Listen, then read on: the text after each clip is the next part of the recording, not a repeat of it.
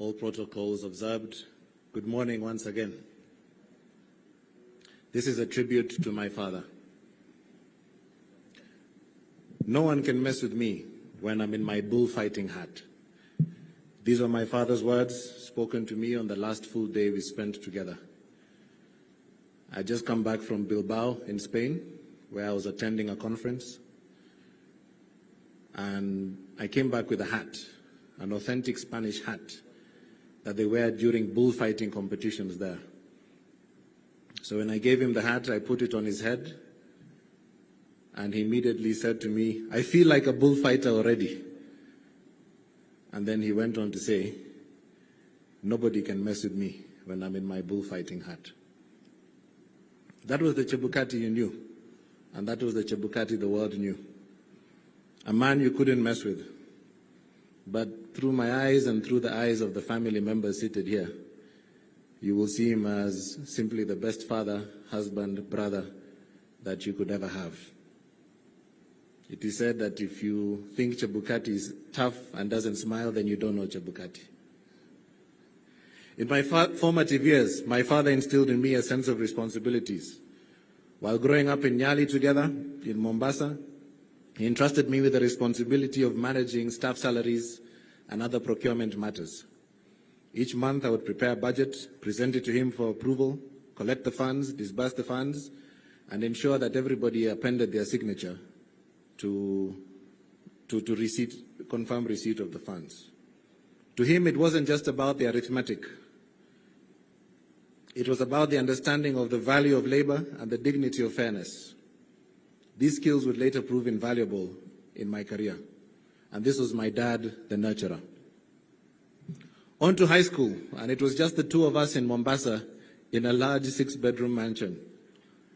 The rest of the family had since moved to Nairobi, but my dad had stayed behind to allow me to complete my studies. It was a special chapter in our lives, and we settled into a routine. Takeout became our staple. Monday tulikuwa tunakula mabakio ya Sunday. Tuesday tunakula terrific Tuesday pizza, the one that comes on offer. Wednesday there was tikka at the golf club. We would go and do takeout there.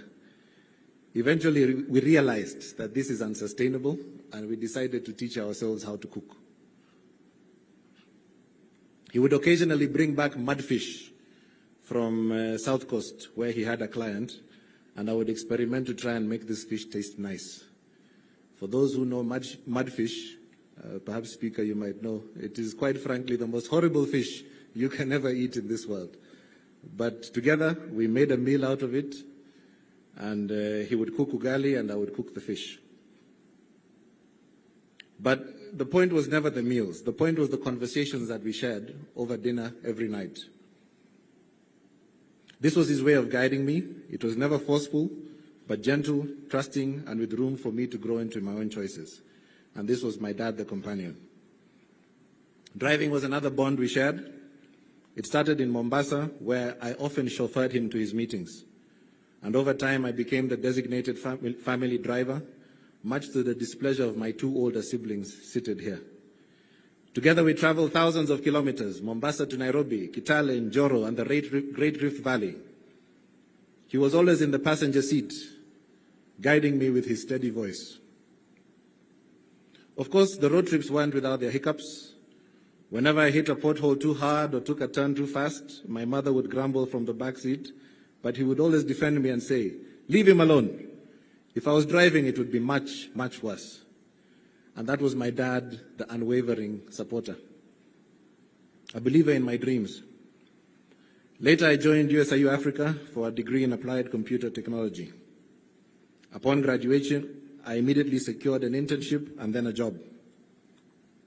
However, when I sat down with him one evening at the Royal Golf Club's 19th hole, and Your Excellency, PCS might advise you what the 19th hole is all about, I told him I was resigning for my job. Initially, he was annoyed. He was wondering, how dare you resign before you get a new job? But when I told him I was going to pursue a master's degree, he lit up and the concern went away. He immediately supported me, buying me an air ticket, preparing my school fees, and giving me my blessing. giving me his blessing. This was my dad, a champion of continuous learning. While at Carnegie Mellon, he kept close tabs on me, regularly popping in during his work trips. He was proud of me when I was elected to serve as vice president of the Student Guild, and I was sworn into office the same day he assumed office as chairperson of IABC, and coincidentally the same day that President Donald Trump assumed office as President of the United States. Perhaps there's some similarity there. One time when he and my mother visited, he asked me to invite a few friends over, and 15 people showed up. They all wanted to see chairman, and they were from all different nationalities at the university. Later in life, when he completed his term in office, they gifted him a stick, and it is this stick that he has used in his retirement as a symbol of his love and adoration for the African continent and for the gift that was given to him in Rwanda. When I started my business in Rwanda, we needed some money to secure some office space, and so my father gave me an interest-free 12-month loan of Kenya shillings 620,000. When we repaid him back 1 month early, the bank that we both banked with flagged this transaction. They said that this transaction is suspicious because I am the son of a politician. Of course, you all know that Chebukati was not a politician. Later on, the same bank refused to open an account for another one of my businesses.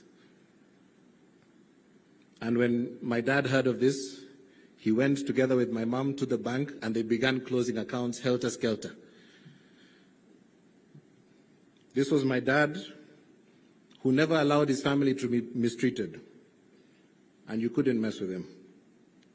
As I grew into business, I would regularly consult him.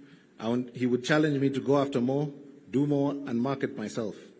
After all, he had run a successful practice for over 30 years, so he knew a thing or two about business. Another evening on the 19th hole, after visiting the 19th hole at the golf club, he decided to escort me home, and I was excited that my father would finally get to see where I live. So I invited him, I showed him around. Nikamwambia, ona mzee, kuna TV kubwa pale. Ona mzee, kuna sofa, kuna fridge. And he was, he walked around and he never said anything.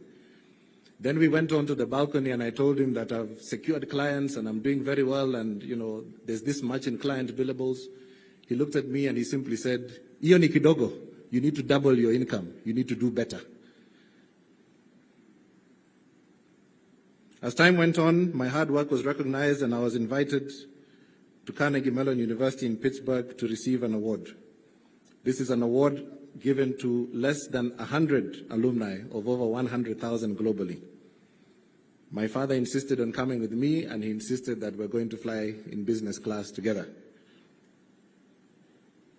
During that trip, my professors were proud to meet him, but it is in that trip that we noticed the initial symptoms of his illness start to kick in. Even after his first surgery, his dedication never wavered. I had the privilege of staying with him in Germany for a few months after he recovered. In those months, we took daily walks, brainstormed on his talking points, and prepared for his upcoming engagements. The engagements which I have elaborated on in his eulogy. The only difference now that it was once again the two of us, is that instead of eating mudfish, because there was no mudfish in Germany, we upgraded to eating salmon. And that was a good thing for the two of us. When we left Germany, I had the privilege of traveling with him across the world for him to deliver his addresses. We were in Ivory Coast, we were in Cape Town, and I also helped him prepare for his presentation in Lisbon, Portugal. Whenever we traveled, the reception we received was nothing short of statesmanlike. Despite his condition, he prepared for all these presentations and he delivered them with poise. He never needed talking points because he was speaking from his lived experience. In his final days, my father was surrounded by love and peace. We rallied resources for his care, we safeguarded his well-being, and we made sure that his family was always by his side. Indeed, No one could mess with him. Not in life and not in his final moments. Rest well, Dad. I will carry your lessons with me forever and keep your bullfighting hat safe. A symbol of the wisdom you wore so effortlessly, the strength you carried with quiet dignity, and the path that you charted for me to follow. Thank you.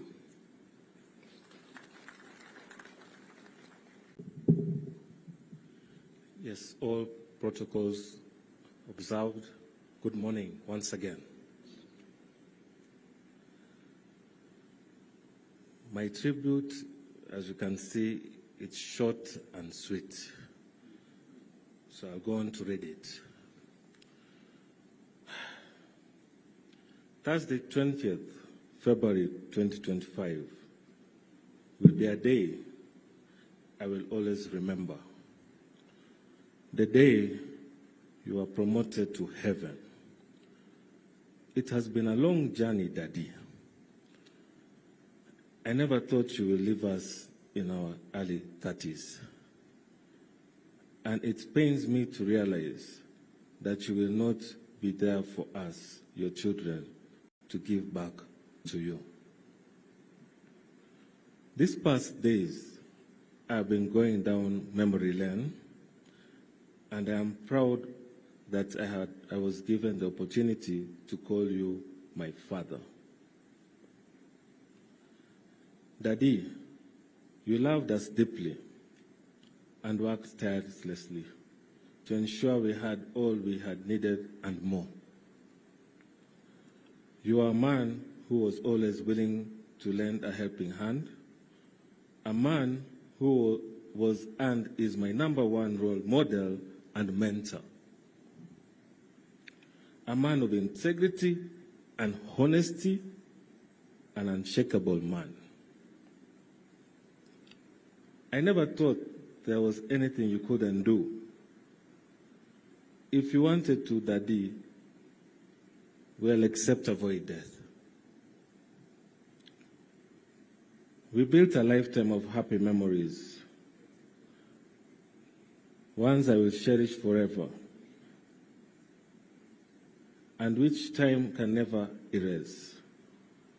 If I were to pen them all down, I will need more than a book. Your #1 sport was golf. When I was 10 years old, I accompanied you to the golf course. I quickly took the golf and you said I was a natural. It became part of me. Your passion became mine. I had learned from the best. In 2007, when I got my handicap, which then allowed me to play professional golf around the world, you were so proud of me. You trained me, Dad, so that I could become the best in this sport. You and Mom enrolled me and sponsored me to join the Junior Golf Foundation, JGF, the foundation of golfers 18 years and below, to improve my golf by playing and winning in some tournaments across the golf courses in the country. I remember you sent me to South Africa in 2009 for a 3-month training to upgrade my golf skills. I gained confidence to bring my handicap down to 2 in a professional level. Thanks to you, we won the club match play foursomes in 2015, a tournament at the Royal Nairobi Golf Club, where our names are engraved, W. Chebukati and J. Chebukati, as per today. We are the first golf partners who are related to ever be champions in Royal Nairobi Golf Club. We both also have a hole-in-one at the same club. On the golf course, we connected as one being. You were my partner, you were a fighter, you were a team player. Family golf time was your idea. Those moments when we competed as a team of two against each other will forever warm my heart. We had so much fun and we enjoyed the rewards that came with winning most of the competitions. Golf will certainly never be the same without you. Whenever you played golf with me and you could strategize on how to win every time, losing was not an option. If it happened, you told me, it's not the end of the world, son.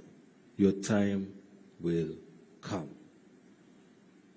I still can't believe that you are gone. You are irrepressible, Daddy, one of a kind. Tears fill my eyes as I write this tribute. My heart is heavy with grief. Losing you feels like losing part of myself, but I find comfort in the Lord daily. Your life is hard to emulate, but I will do my best to live life of eternity like you did. I am confident that you are in heaven and are watching over us. I won't see you again on earth, but happily we'll meet again in heaven. I echo the words of J.M. Richards, which I quote, "No one wants to go through life alone, fighting battles single-handedly their whole life, not even the hardest of the heroes." I love you, Daddy. Rest in peace till we meet again.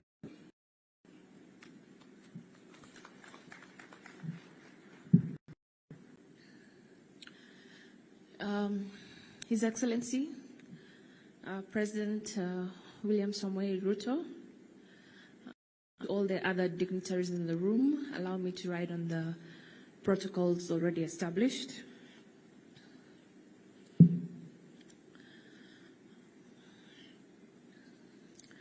My name is, as you're aware, Rachel Nekesa Chebukati. Nekesa being, I was named after my grandma.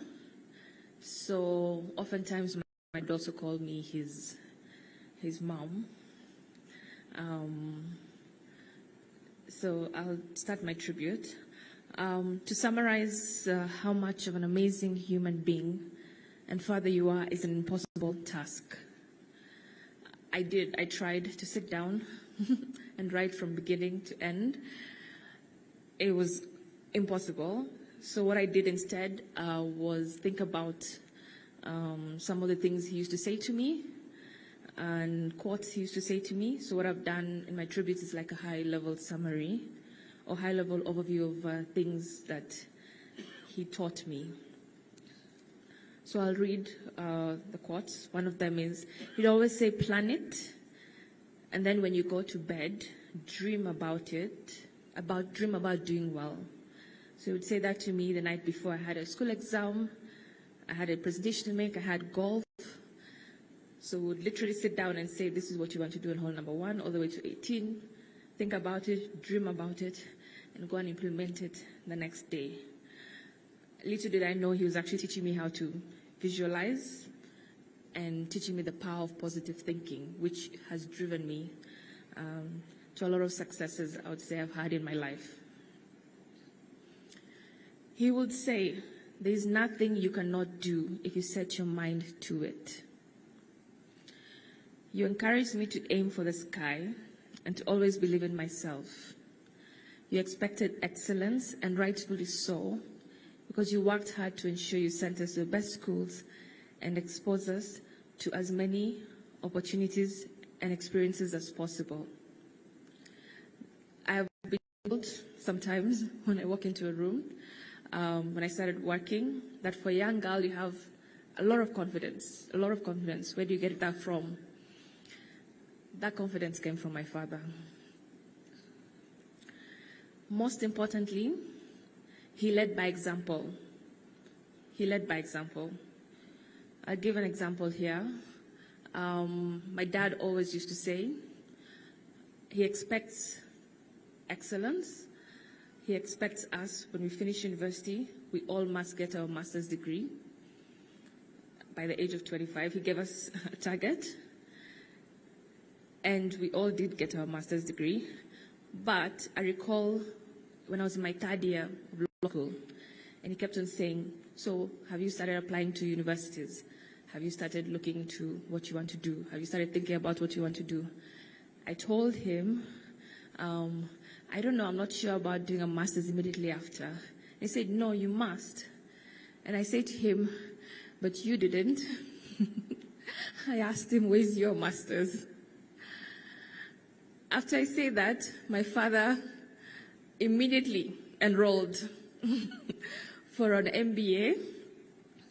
He enrolled for his MBA, and he also encouraged my mother to do the same. So in 2014, when I was graduating with my Bachelor of Law and also my Bachelor of Arts, I also did International Relations at USAU, because I couldn't decide what to do, so I ended up doing both. When I graduated with my bachelor degrees, my parents also graduated with their master's degrees in the same year. So there was no excuse. Later on in life, he said the same thing. I need a PhD from at least one of you. At least one of you. And he always pointed to me, you're the lawyer, you know. I need a PhD from you. And I asked him again, where's your PhD? My dad actually started the application process. Unfortunately, because of his sickness, he was not able to complete that dream. He always used to ask me, how was your day? I know it sounds cliche. We ask a lot of people, how was your day? But my dad did not accept it was fine. He didn't. He always pushed me to know every little detail, what happened in my big age, any presentation, especially when I had like speaking presentation related to my master's, for instance. He'd always ask me, how did it go? Tell me about it. Did you present well? Did you make us proud? Because for him, what we did and how we did it, it wasn't just him, it was the family brand name. Every New Year's Eve, when we sat down, he would ask us, what do you want to achieve? How do we help you achieve it? Because it's the brand that you're excelling. We call our name, our family name, the brand. So my dad probed me to tell me about it all, the good, the bad, the ugly. Some people seem to think he didn't talk much. My dad talked a lot, and he would just sit and make you laugh, the most ridiculous jokes that you did not even think about. But he was very chatty. He was chatty with the people he enjoyed being chatty with. You celebrated my wins louder than I did myself, and always reminded me to stay confident in myself and my abilities during the low moments. Thank you for always being there to listen to me, for giving me the best advice, and for guiding me in every season of my life. My dad has been there for me my entire life. This last 1 year, when he got a bit ill, when he got ill, I sort of also slowed down with all the many things that I would do, spend time with him, just talking to him about everything and anything. Honestly, I am so grateful for those moments. My dad was literally my best friend.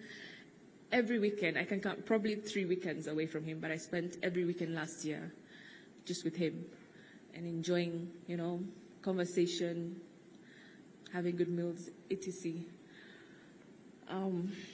Call me anytime. It's something we always used to say it. And he didn't just say it, he meant it.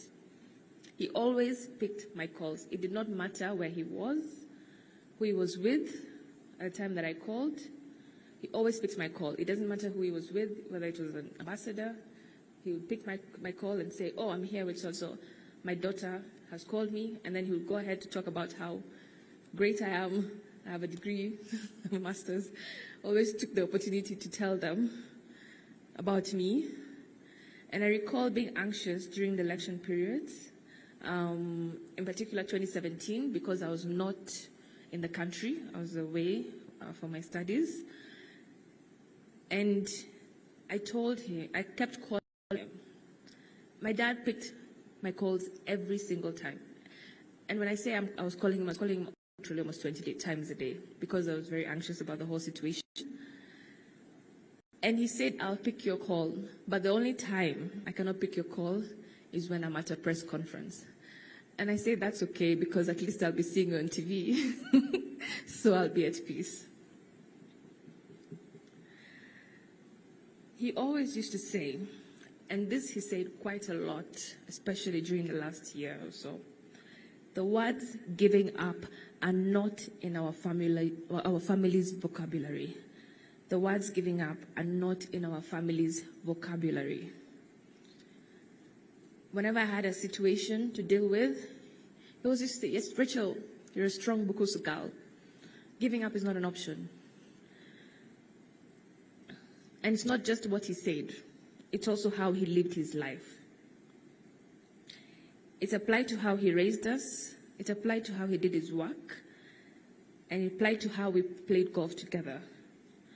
And more importantly, it applied to how he tackled his diagnosis when it came, when he was given.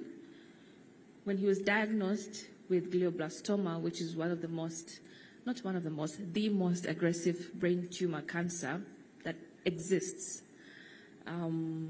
They told us there's no cure, but what we can do is we can actually just, he would surgery with chemotherapy, try our best to extend his life.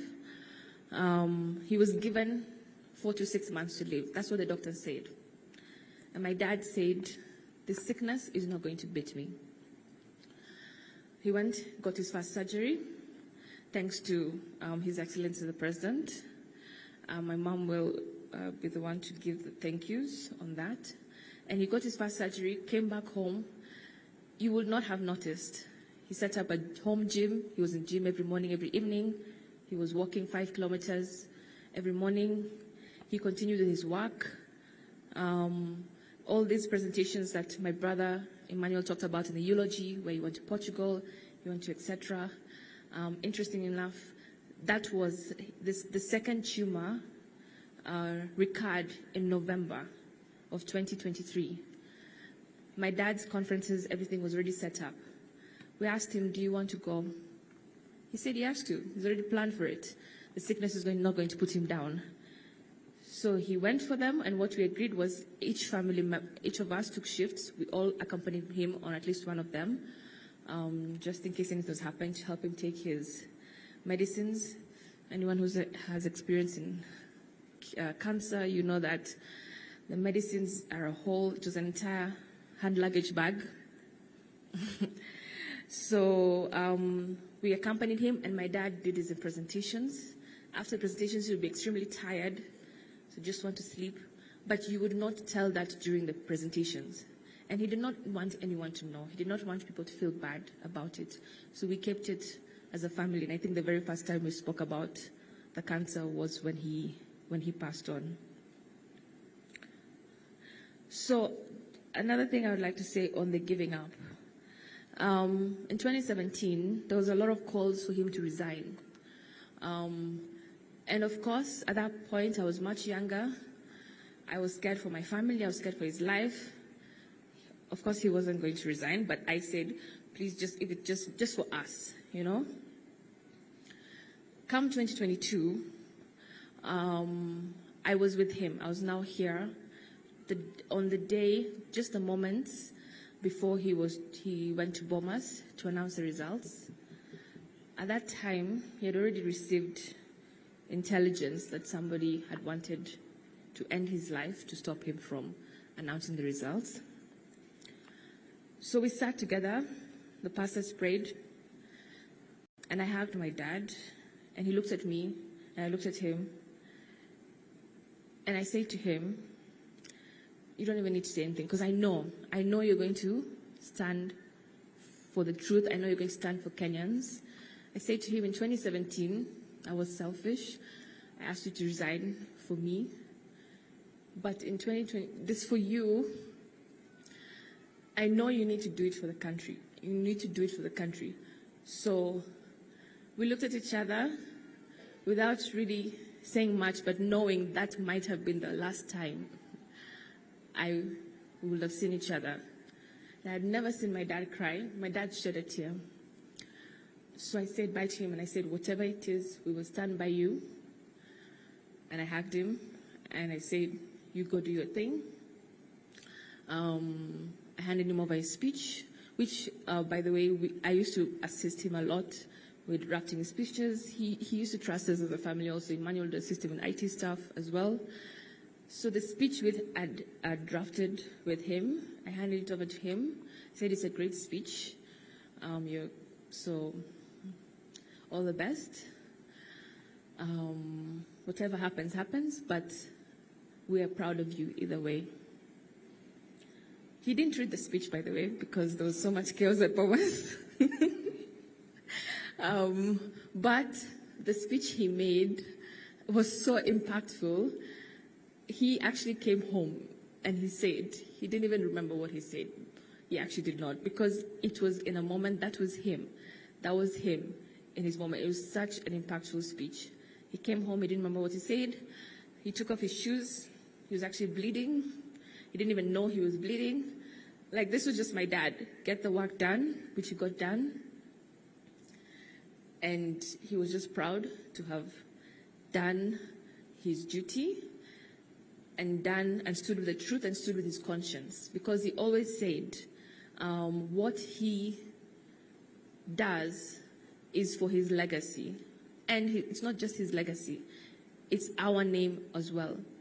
The people whom carry his name, the people who carry his name will live with that. So he was not going to do anything that would endanger our lives. So he stood by the truth, and I'm extremely proud of him for that. I recall telling him, after all that if I could just be half of who you are, I think I'll be great. I'll be a successful person. I'll be amazing. And he stopped me and he said, Rachel, you're not going to be half of me. You're going to excel. You're going to be way better than me. You're going to do more than I've ever done. Because that's what I want you to do. My dad believed in improving people, improving us, giving us the best of their lives. Even though he was a young man, grew up in Bungoma, he always gave us the best. Always brought us the best of things.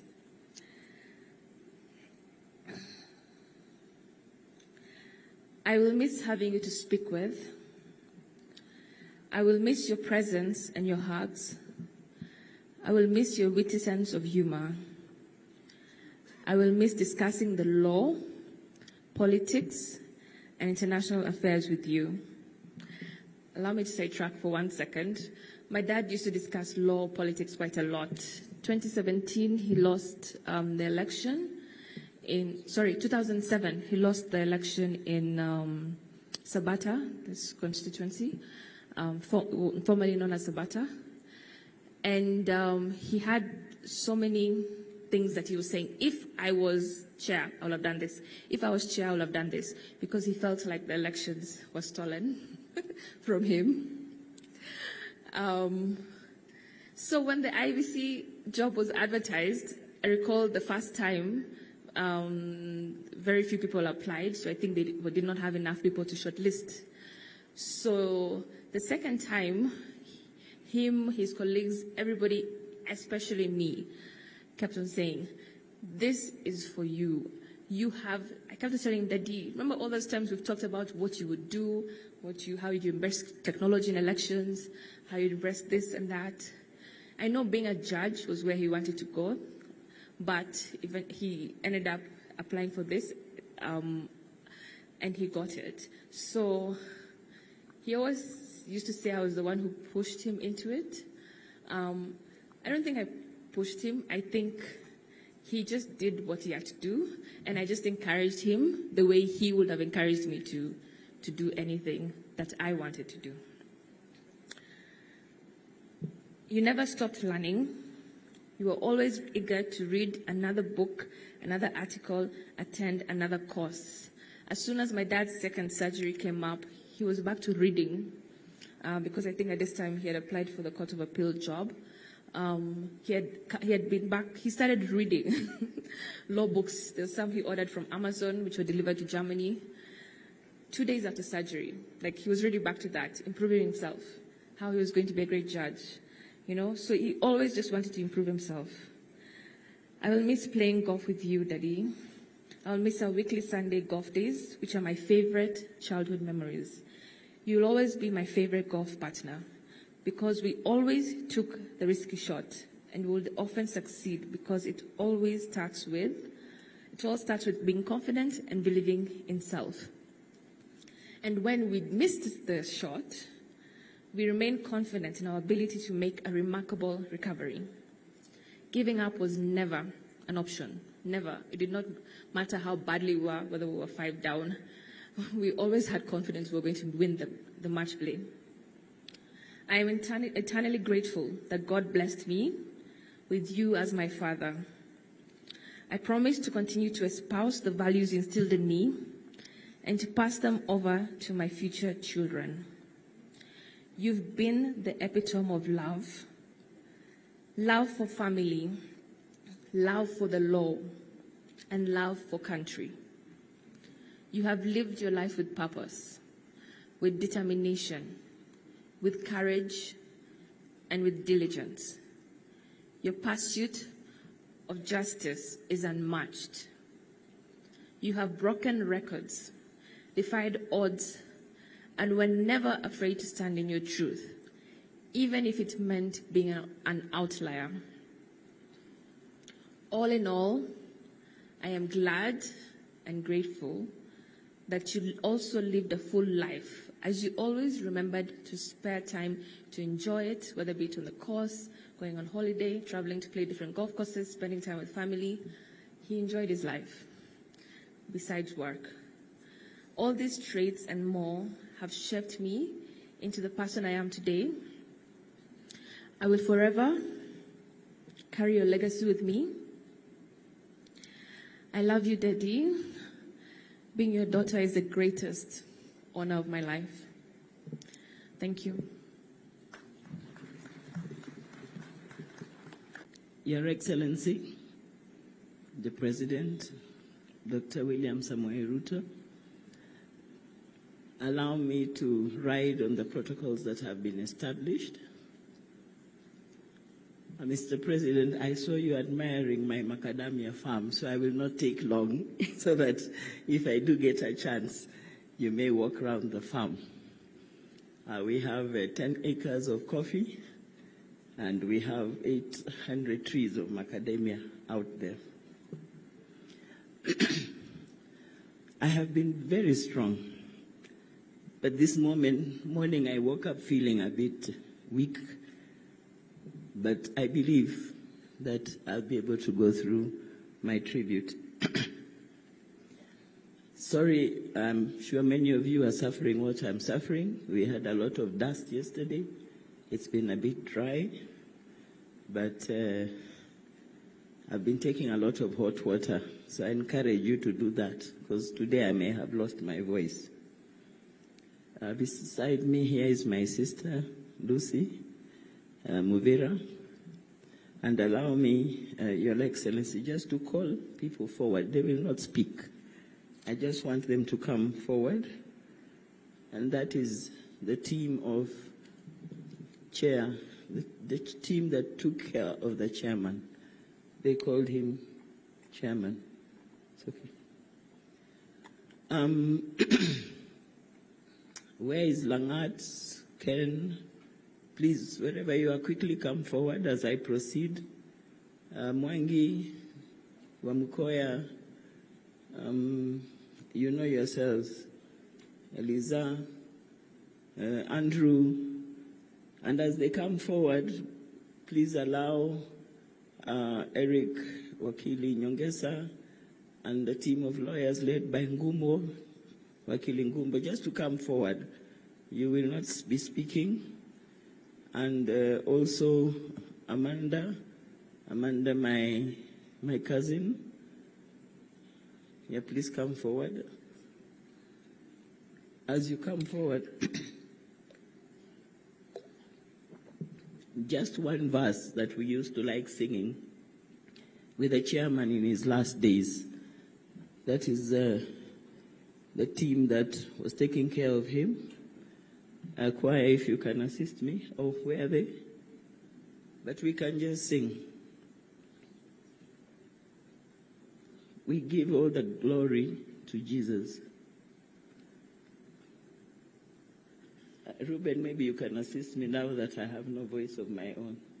We give all the glory to Jesus.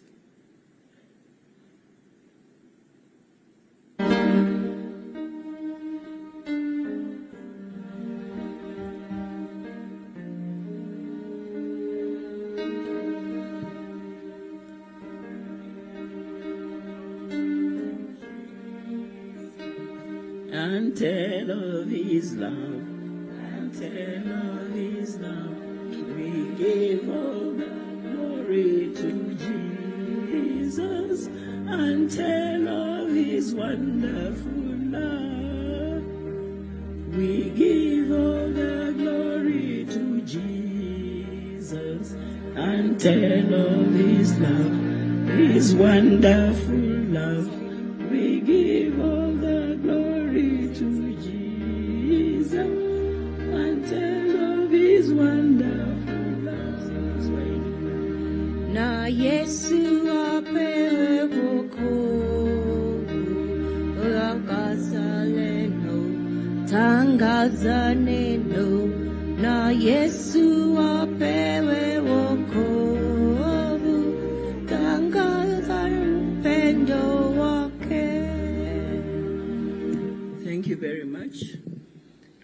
Before you hear, if I can start with Eric, please step forward. Eric, he will, I believe, speak later. Other than being the chair of this committee, has been very, very supportive. Very many lawyers have been supporting. They would call in, but Eric, Kutz, please come forward. Kutz, my brother. Eric and Kutz, I used to play them a trick. Whenever they would say, can we come and see the chairman? Professor Gulie, please come forward. Commissioner Molu, the three musketeers. We used to call them the three musketeers, please. And Marjan, CPA, I call him CPA Marjan, the CEO. Your Excellency, this team were almost every other day on the chairman's case. So Eric and Kutz, my brother Kutz Otolo, step forward. That's my eldest brother. He spoke here earlier. They would, whenever they wanted to come, I would always make sure they come at lunchtime. So I would always tell them the best time to visit chair is at 12:30. I don't know whether they knew that my trick was to ensure they have chicken with him at lunchtime. And it worked, because then they would see it and cheer up with him. Eric, you could step aside. Professor Gulie and Marjan and Commissioner Molu.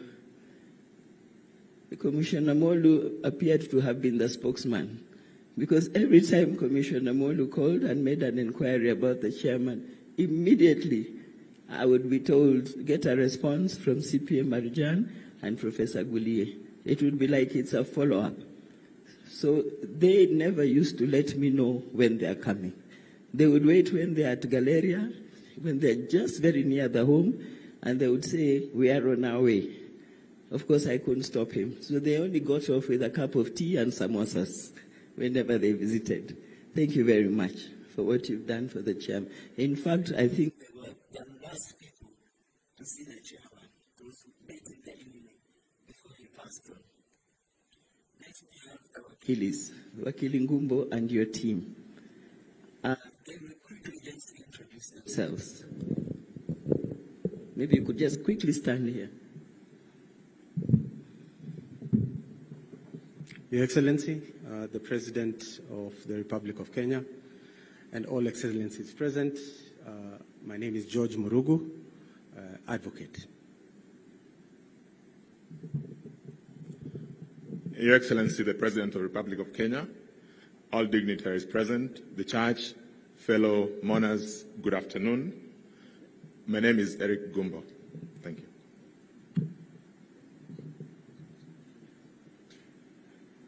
Your Excellency, the President of the Republic of Kenya, all protocol observed. My name is Edwin Mukele. I'm an advocate of the High Court of Kenya. Thank you very much. The late Mutuba was also this team. So, Your Excellency, when I was not able to get some immediate assistance from you, this is the team that came and stood very, very strongly and ensured that we would travel to Germany, go in shifts. The children would go in shifts. I'd also like Amanda. Amanda, please step forward. Amanda is my first cousin. Her mother is named Rachel.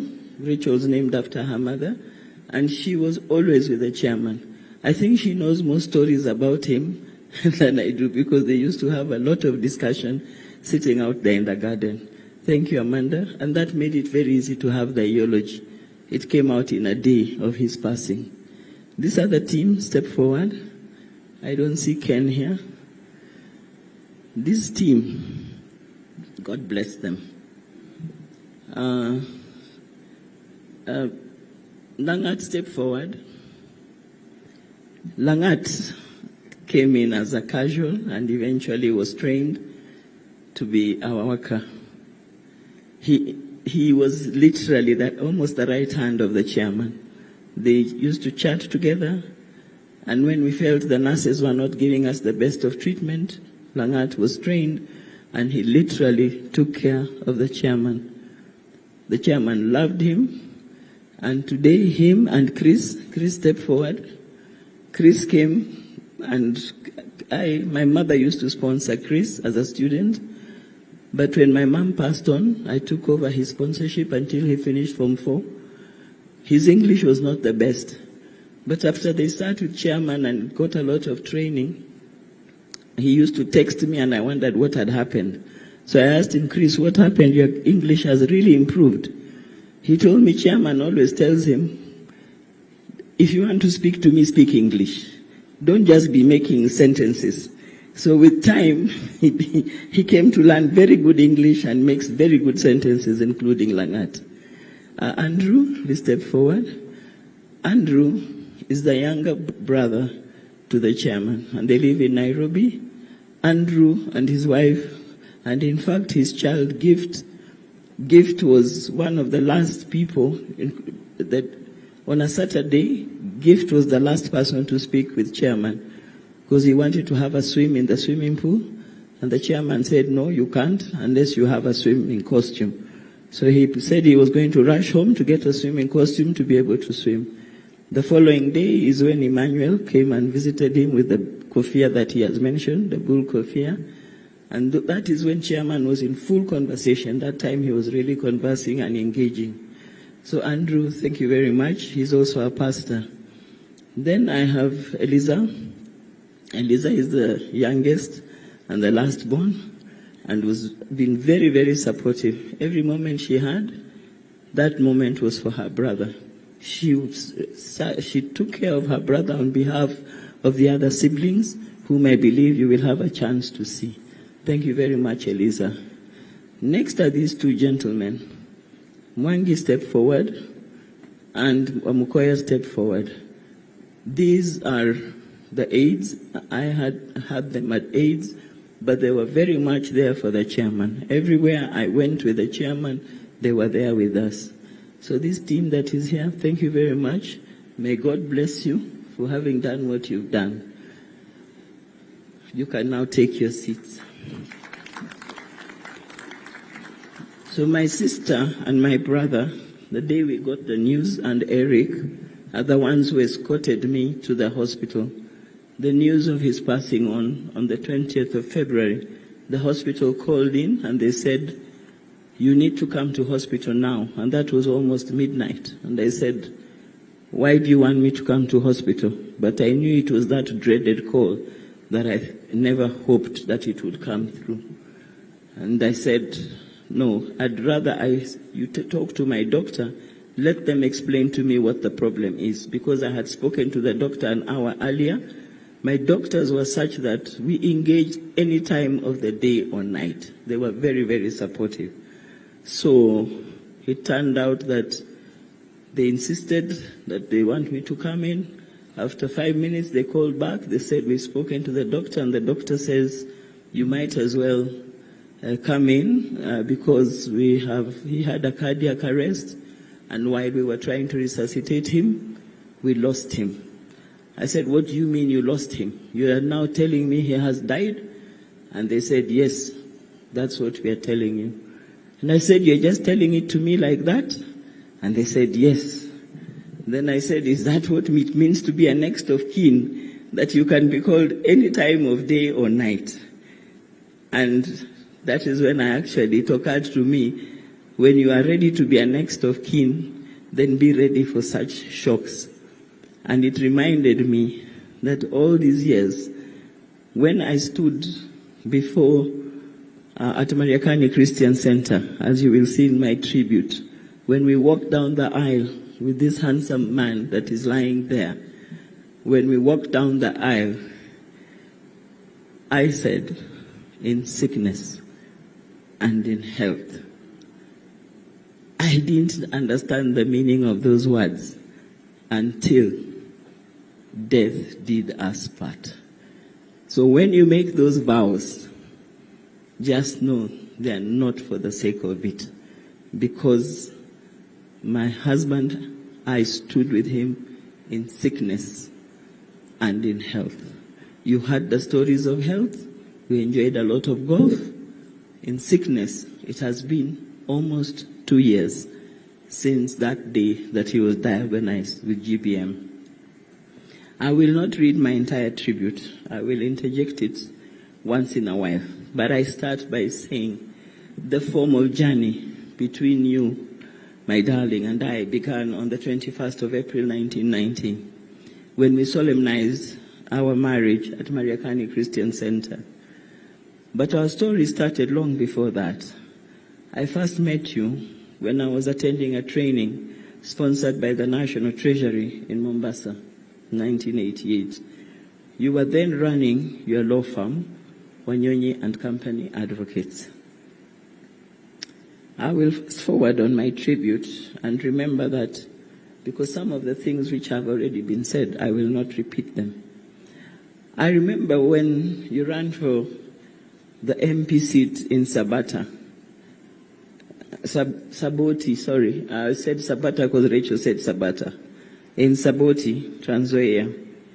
You were adamant that I accompany you to the campaign rallies, but I resisted, wanting to focus on our young children, the young family, while also managing my job because I was I was working in the public sector in the Coast Province. You didn't want to hear about it. You wanted me by your side during the campaigns. I didn't understand why, but over time I realized that while you needed my support in your public life, you were also committed to ensuring that I was never in harm's way. We lost the election, as Rachel says, and when we lost the election,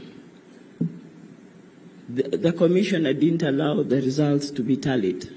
When we went to the hall after elections, when he kept on realizing that our form, the agents form 30, that time they were calling them 16A and B, that our 16A was different from their own 16A, and we had the agents who had signed. What happened is he realized there seemed to be a difference and a divergence in the results. So he suspended the tallying and he said, go home, we shall notify you when to come back. Indeed, we were notified to go back around 2 a.m. When we went back, The tallying did not continue. He simply announced the result. Of course, we had lost with a very small margin. My husband, being the lawyer that he is and the person who demands for his rights, set up a team. I remember my sister Helen was in that team. They were sitting in some hotel somewhere in Kitale, tallying, comparing all the forms. And by the end of it all, they felt that we had been denied our election. So we kept our forms in our house and we said we need to rush back to Mombasa where we lived. We had left the children at home and we said we were now going to put up a petition. So we left this box full of our Form 16As in the house. And while we were heading home, there was a lot of fracas that time. That was 2007. Getting out even was a bit of a problem. But somehow we found our way to Nairobi. We posed at my parents' house, and then we proceeded. But just before we got to Nairobi, we got a call from somebody, and he asked us, do you have anybody in the home? And we asked why. He said, because we have told there are 2 police vehicles, Land Rovers, that are headed towards your home. Said, oh. So they said, make sure there's nobody at home. In the next 1 hour, our home had been raided. Nothing was taken except our nice little box which had our Form 16As. So there went our evidence. We could not petition. Rachel has given you the rest of the story, how determined he was. And I'll tell you, he tried looking for that commissioner. He has not found him until today. Because he really felt he was unfairly treated. Now, those early days, though his friends called him Cheb or chairman, he had these very good friends, Lumatete Muchai and Peterson Semenye, who kept him company in the early years. I used to call him honey, I would call him darling. That is when we had got married. So when Rachel came along, of course the name changed. We became Baba Rachel and Baba Rachel. So the honeys and the darlings disappeared. That's why I decided to have my flower here with honey on it. At least now that the children are grown, I can still call him honey. But honey, I have to call you honey because I'm saying bye to you. I was transferred from Mombasa. I used to work in Mombasa, then later to Kwale. I was transferred because I was outgrowing the station. But because of my family, I did not want to leave. But my bosses at the National Treasury insisted that I had outgrown and I have to move. So I moved to Nairobi. I didn't know how to tell my husband to join me because you don't tell a Luya or a Bukusu man to follow you when you are transferred. They will not. So I started by pulling Rachel slowly for her studies in Nairobi. I pulled Jonathan, and then I left Emmanuel behind with him. Emmanuel has given you the story because I used to do the cooking. Now there they were, the 2 of them. They didn't want to employ anybody to work for them, and Emmanuel has explained to you how they ate the mud fishes. So with time he knew it would be a matter of time Emmanuel would leave to come for further studies in Nairobi, and then he would be lonely. That is when they made a decision to come and join us in Nairobi.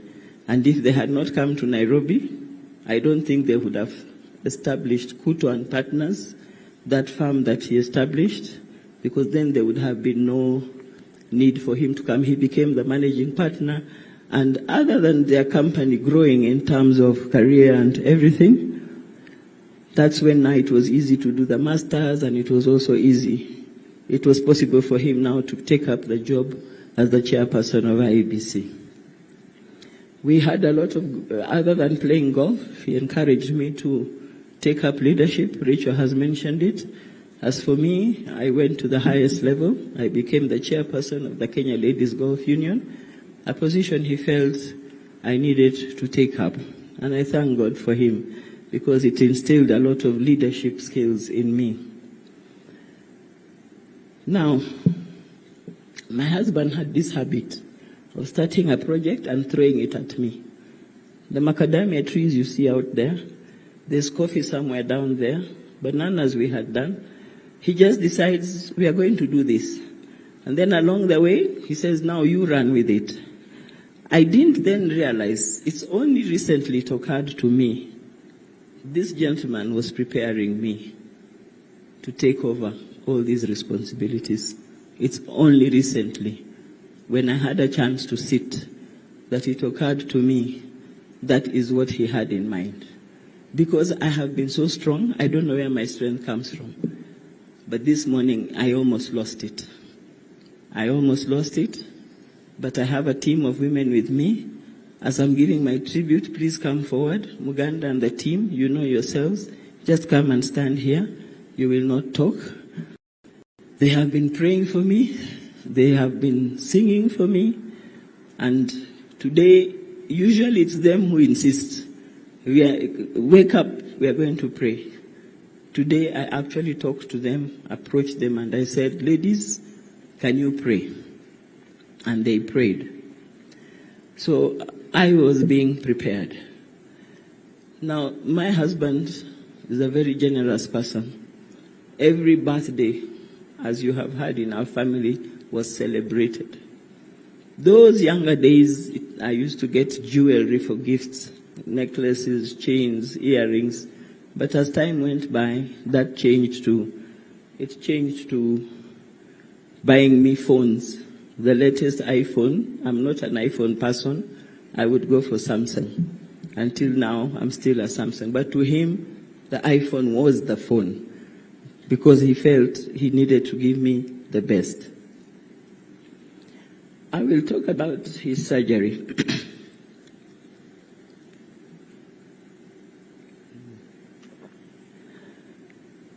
Now, he, as you have been told,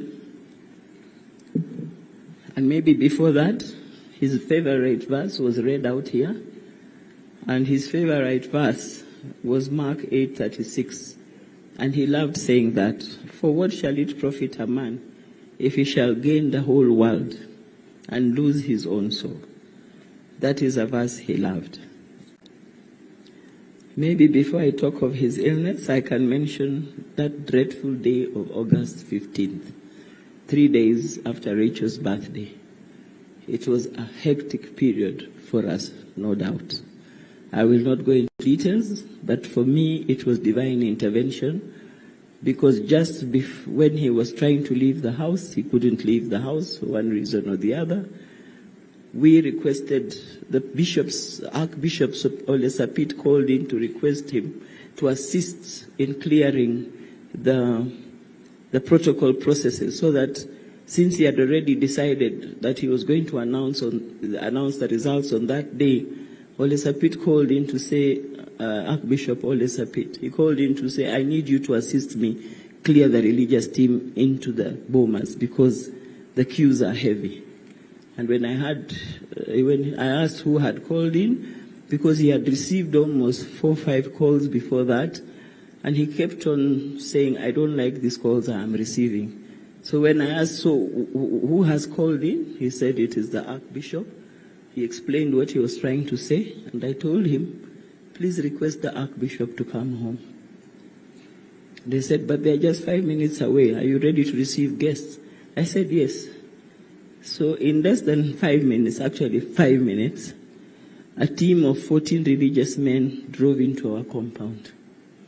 They came in, they stood in the sitting room, they said they are not sitting. And I said to them, every morning I pray for my husband. Every morning we stand at the door and I would say, I'm praying for you, praying for your wisdom, that God gives you direction. That started in 2017. I told the Archbishop, today I could not pray. So please, just pray as he proceeds to Bomas. And the Archbishop prayed. They all prayed. I offered them tea so that I could delay them a little, because my husband had come in early in the morning. He had taken a rest and I needed him he was still dressing up.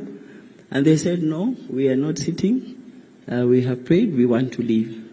I used the security guards to delay him. Thank you, Mahanu, who was head of our security. He ensured they tried to delay, and the next thing there was a procession to Bomas, and with this gentleman in the middle of that procession. That's how he got to Bomas. The rest you know and you saw. For me, that was divine intervention. Because he came home and he said, I saw somebody point a gun at me. And I think it was the security that pushed him down, and then they took him out. I tried to ring him when the fracas was taking place. Even before the fracas, we tried to reach him. We couldn't reach him because Rachel's friends were telling her, your father is being compromised. We hear he's delaying announcing the results. So when we tried to find out what is happening, we even called upon Sam Gituku. He happened to be airing Citizen Live. I asked him, I got his number, I called, I said, there's something happening at Bomas. Can you put it on air? And he said, I don't see anything happen. In less than a minute, he says, oh my God, I now can see what's happening. He says the only thing he could do for us was to refer us to some human rights institution, because there's nothing more he could do. But we thank him for whatever little that he did. So there was the fracas. I called in. I tried to reach him. I couldn't reach him. Eventually, I got the aide to take the phone to anybody who was around him. The nearest person he found was Bishop Oginde. And I asked him, is my father alive? That's my husband alive? That's all I need to know. He said, yes, I can see he's alive. I say, you are a man of God. Please speak the truth. He says, it is the truth. Your husband is alive. So that is how that day went. Of course, there's so much more to it. If you're interested, you'll have to look for me at another time. But I don't think it's a discussion we really want to engage in, because it was very rough for us as a family. Jonathan and Emmanuel were not in Nairobi, yet people kept on coming in and telling the aides, the brother is here, he wants to come in. But we thank the security that we had on that day. So this handsome gentleman of mine, I will not go into the story. You were told about the first surgery. When that first surgery, the first diagnosis took place, there was discussion to have the surgery done in Nairobi. It was the doctors in Nairobi who had recommended that he could go to Germany.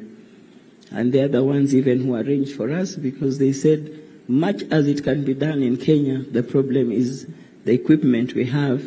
The one in Germany is much better. So to fast forward, after his first surgery, his second surgery, then that's when he started becoming a bit weak. And eventually he was admitted on the 9th of December. When he went in on 9th December, he was not going for admission. He was going for a review for an MRI. Unfortunately, they said he needed to be admitted. He stayed in, and just when he was about to be discharged, he picks a hospital infection, so they can't discharge him.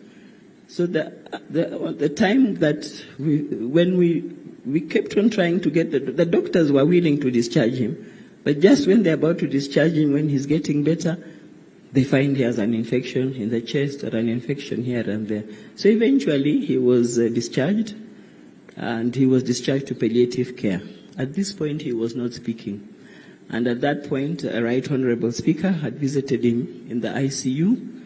At that point of ICU, he would have movements. He would respond with his hands or his eyes. And also, we received a visit from the governor of Trans Nzoia, who also visited him. Again, that time, he was now really getting down. So, because he stayed in hospital for so long, he stayed in hospital the whole of December. His birthday is on the 22nd, as you can see. We celebrated his birthday there. Then on the New Year, Christmas, we were all together with the family. We celebrated Christmas with the children and his caregiving team in the hospital. But for the New Year, the children needed to go and celebrate. And I told them, go ahead, leave me with your dad. So I slept with him in hospital for the 29th, 30th, 31st, and 1st. because now we never gave it a chance. We always had shifts as children and as myself. We never left the chairman alone from the day of his first surgery. We always had shifts. And that's why I'm saying even in Germany, Emmanuel stayed the longest because he's self-employed. The rest of us would go for 2 weeks or 3 weeks, and that cost a lot in terms of fare. So as I proceed, I just want to say that it's been very difficult to write this tribute. It's not easy to put it together, but I can't say so much. As I proceed, I am requesting Dr. Samson Oyugi to please come forward. I want to say that the strength I have is because of the visits, the number of visits we have received. Politicians seated here who are visiting. Right Honorable, you had no choice. You are my nephew. So you are always there, and we thank you for that. The MP for Kwanza, Ferdinand Wanyonyi, if you are here, thank you very much. Yes, thank you for allowing us to come. We were there on Thursday because my father-in-law insisted that he wanted his son to be taken to his home. Ferdinand, thank you very much. We are very grateful that you made it possible. And not only that, we refused to allow politics. We said we just wanted to mourn with my mother-in-law and the siblings, and we did mourn. Yes. And we had a good session with the pastors, the Church of Elimu, the bishop. We are very grateful. So after that, we proceeded home. So I must say, those visits, Mheshimiwa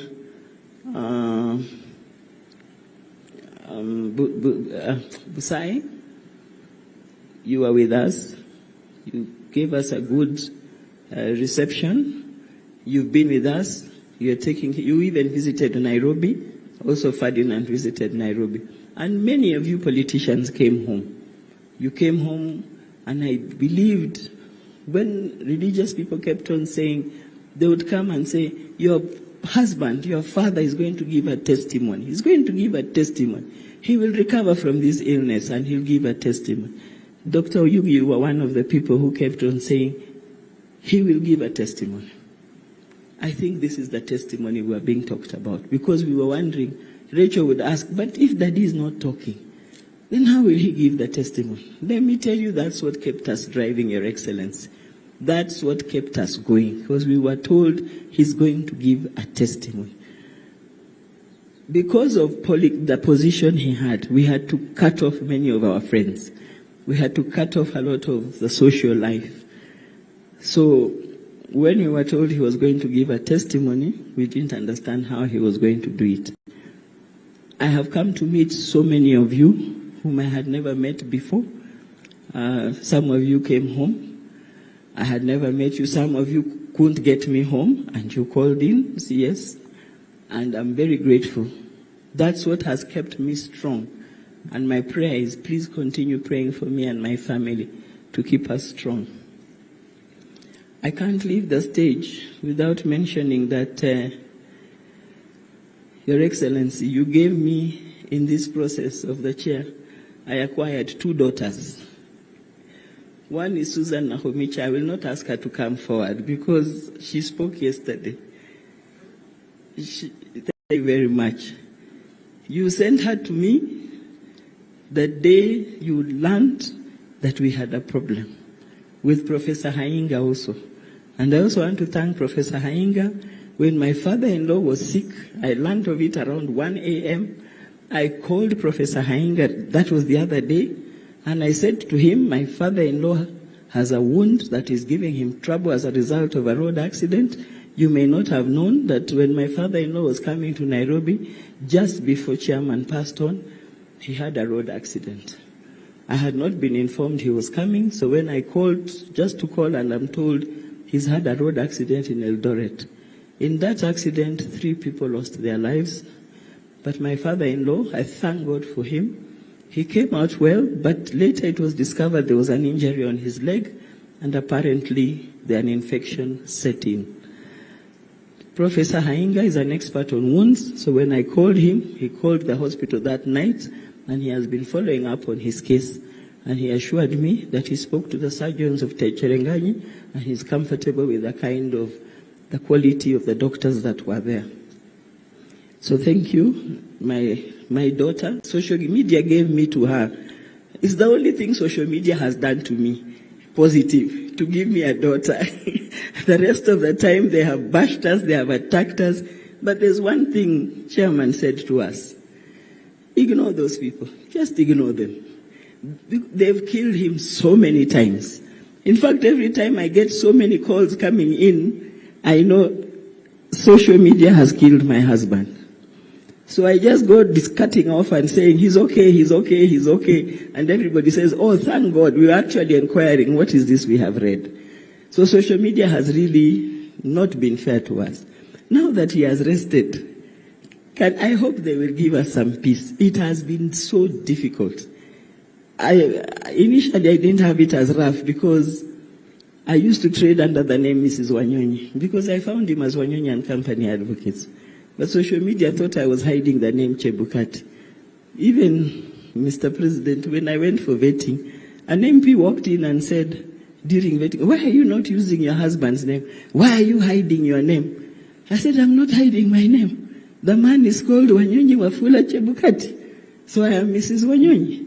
So he was very surprised that I have, in fact, the chair of the committee, I made a joke and said, this lady is having two names of her husband. How many of you here even, the wives even carry one name?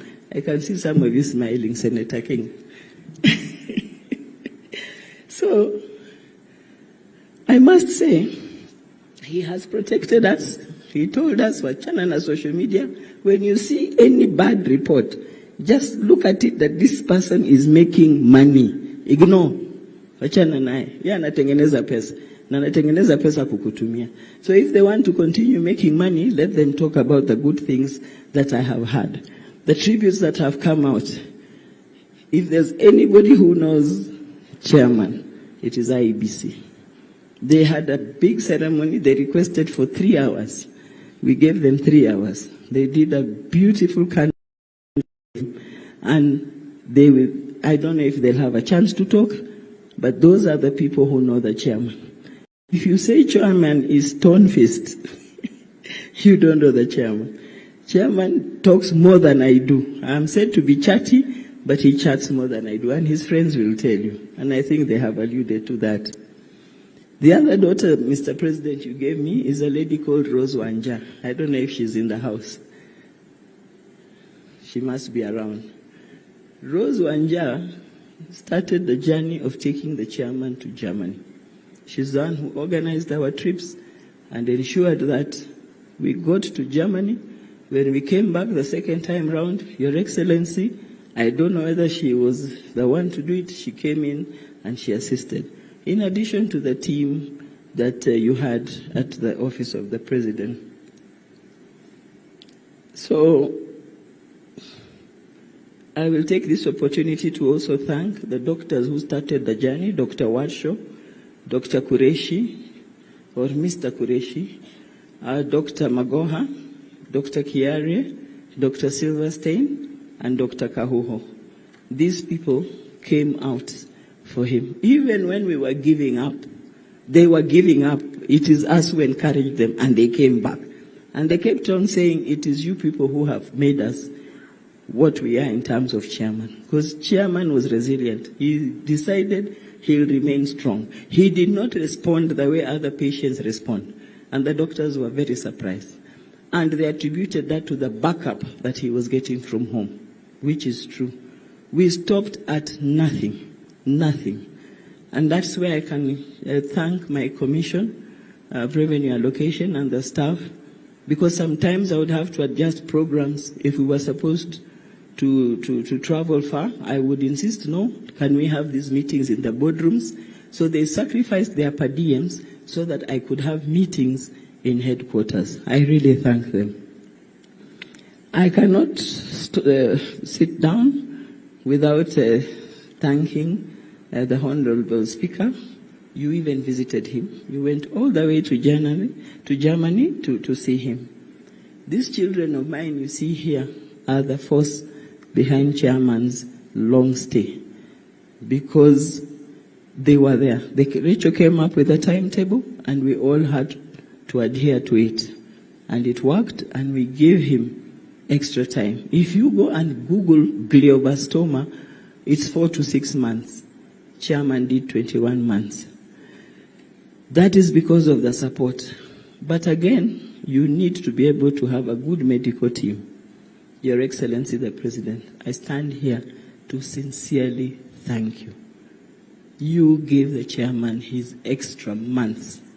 You gave the chairman, you gave him, you allowed God's report to be honored, because the doctor's report, we already knew it. At the back of our minds, the doctors kept saying, one day at a time, one day at a time. We knew, but we kept going. We kept going. And when news came that he's going to give a testimony from all the religious people, I thank my pastor, Kilonzo. These are people who are in my alumni group. Susan, people, the alumni of Kenya High School. These are people who used to pray. Bishop Mutali, Brother Ferdinand, they prayed, and they prayed for us. That's what kept us going. I also want to thank those who visited home. I want to thank every hour. I couldn't even write a tribute. I had no time. Because you try to move, a team is coming. So a team, they came up with a schedule. Actually, I felt like I was now in some proper state office, because there was a schedule. And if you came late, like the day the judges came, they came late. And then, thank God, it was the politicians coming next. And you know how politicians are impatient. So they managed to assist us with that program, because now the judges realized they're under pressure, so they had to leave. So that is how we were operating in Nairobi. So there was hardly any time to do anything. I want to thank Kenyans that have come out for us, our friends, our relatives. The team that you saw singing here are called Akili Nimali.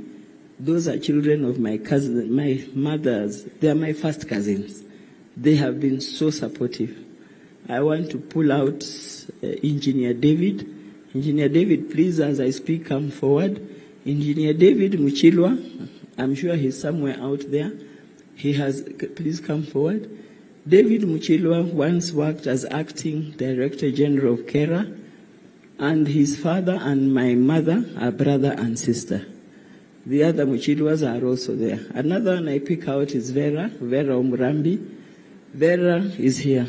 So these two were our liaison between the two committees, the Nairobi committee and the Kitale committee. You have done a wonderful job. David, I don't know whether you'll now get any sleep, because you've not been sleeping. Your body must be tuned to be a 24-hour body. We had the Kitale committee. I know this may come out in vote of thanks, but I want to give personal thanks to Engineer Kute, who was heading the Kitale committee. Please come forward. You will not speak because of time. I thank you and the team. And when I'm told Madam got unwell, you handed over to your vice, Muliro, and he did a very good job. I thank you for that. So,